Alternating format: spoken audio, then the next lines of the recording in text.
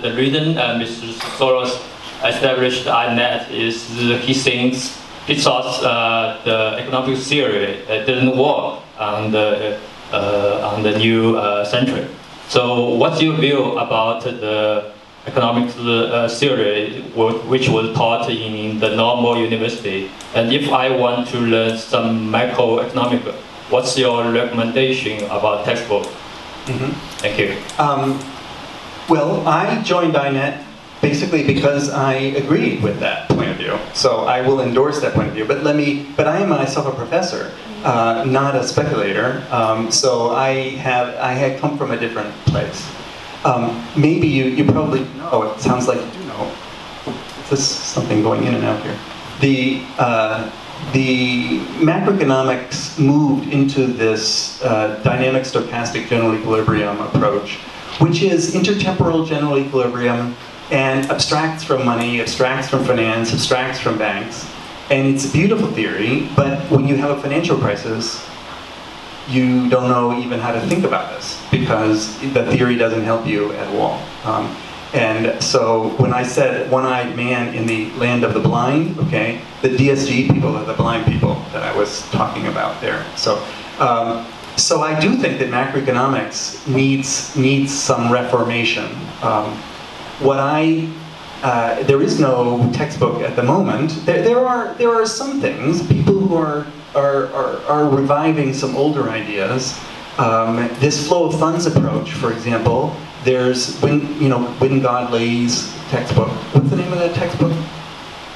Monetary economics. Monetary economics. So there are some other things around. I don't think they're the answer, but they are personally. And maybe people at the end of my course, the first time I ran it, they said, well, where's part 3? We want part 3. So maybe I have to make because I came into this from macroeconomics. So macroeconomics, I think, was in trouble, but I think finance also. This is so the idea on which INET was founded is that macroeconomics is in trouble, and the part of finance that was in trouble was efficient markets. Some notion that the prices perfectly reflect all information that's known. This is another abstraction from monetary economics. Okay? We're going to be learning the dealer model in our economics course now, and you'll see that it explains why prices can systematically deviate from their fundamental because of liquidity reasons. So I'm trying to bring that set of ideas into, and of course that also rules out financial crises if you have efficient markets. So yes, I think that there's a new, that these events of the global financial crisis, I am very excited about them, not depressed about them, because I'm in the new thinking business. So it's a wonderful time to be young and have some flexible minds. I'm not so young, okay?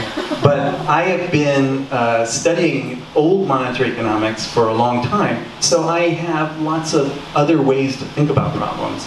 And not completely wed to this particular narrow orthodoxy. And I see the students want something. The students, my on-campus students, are looking for new things also.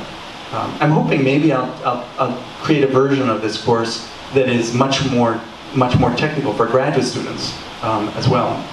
This course, the course that you're taking, is actually an undergraduate class. It's an upper-level economics class.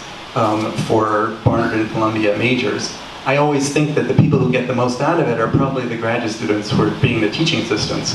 But the undergraduates are mostly going to jobs on Wall Street or something like that. And so they love the course because, for exactly that reason, that it makes sense of their life. And that was why they were a good resource for me in developing the course, because I felt, I'm a professor, I should know about the world and that these people are doing. So I got to learn about this and then abstract from it and then turn it into a theoretical framework and figure out how to teach it and make it simple. And what are the underlying concepts here? And so I do think that there is work to be done in macroeconomics and finance. Absolutely. Absolutely. And I hope to do some of it myself.